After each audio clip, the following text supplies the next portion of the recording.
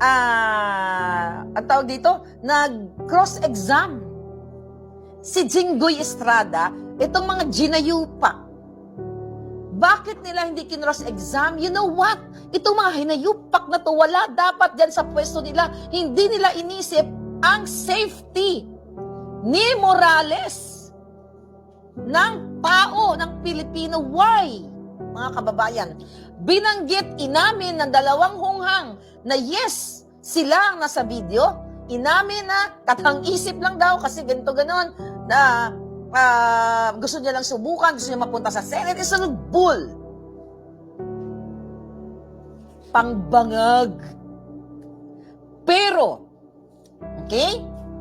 Itong mga senador, makinig kayo dahil wala kayong karapatan lumamo ng pera ng bayan.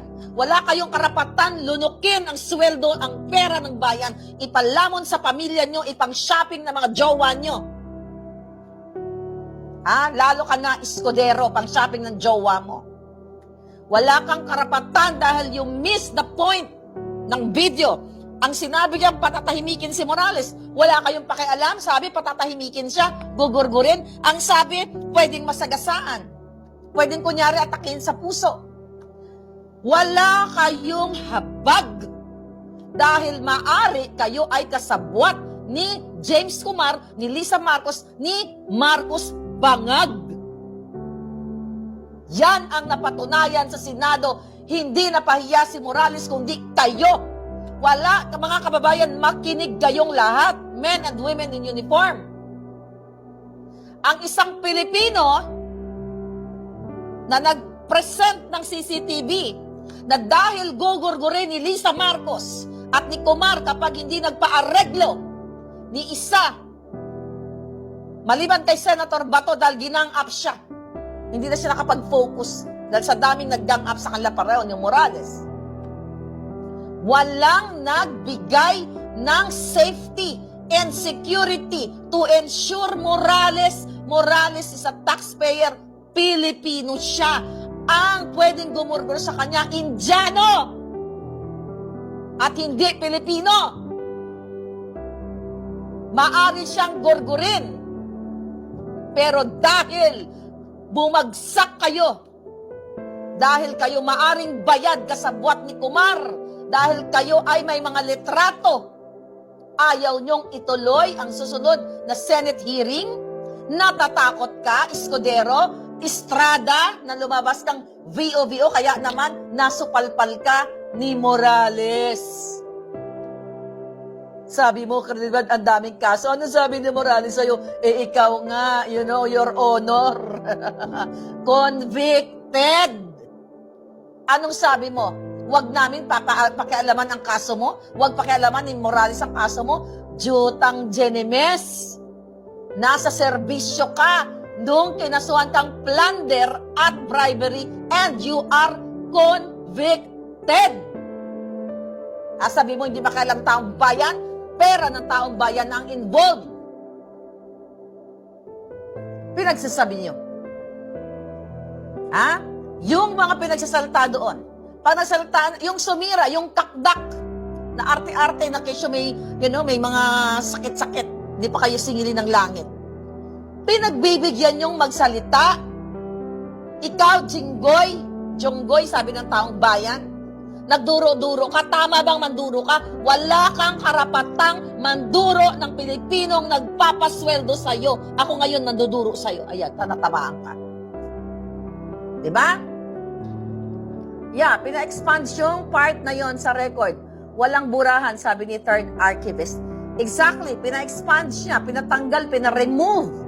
Yung sinabi, kita mo kung gaano kayo kapikon, kahit remove nyo yan, wisit kayo, sarap yung asarin. Ang gigigil ako palangga. Kahit remove mo, Jinggoy, hindi mo ma-remove yan. Sa puso, sa isip, sa social media, naggalat na, kapopost ko pa nga lang. Ito, pakita natin. Okay, yung mga hindi pa nakapanood, yung mga na late, nakaka-attend. Ito, Jinggoy, sikat ka na. May nagagaling naman ng mga palanggana pa sa TikTok, ang bilis. Ay, sorry. Ulitan. Sa akin, para naman ako talagang hinuhusgahan, ako'y may kaso pa lang at hindi pa napapatunayan sa hukuman. Hindi hindi kagaya po ang ating butihing senador, nakakita po. Ay, wag naman po. Alam mo, Alex, alam mo, please, huwag mong pakikalaman yung kaso ko. Problema ko yun, yung kaso mo ang ayusin mo. Your Honor, Kita mo? You decide. Huwag pakialaman yung kaso niya, yung kaso mo. So, one-sided. Pag senador ka, hindi pwedeng pakialaman ang pagnanakaw mo, ang pagbabribe mo. Kapag ordinaryong PIDEA agent, pwede mong duro-duruin. Pilipino, you decide. Pero nabutata ka ni Morales, convicted ka.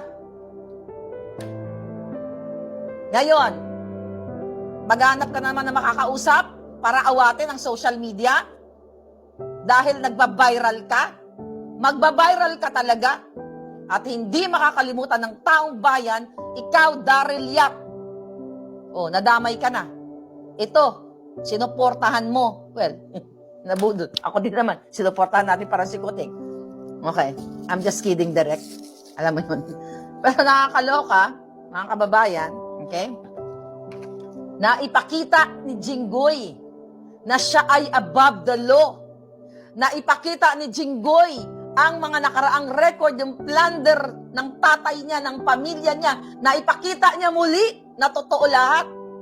Nung una, sabi ko, although, wala akong sinabi sa kanya during the campaign, kasi unity team eh. Diba? I did not say anything sa'yo.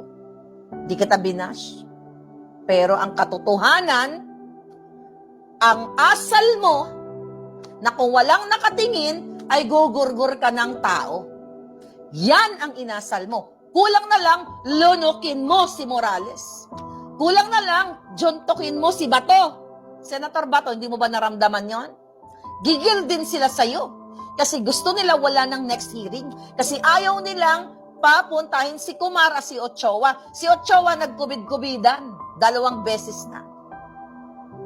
Si Kumar, hindi yata napadalhan. Hindi nyo ba napadalhan?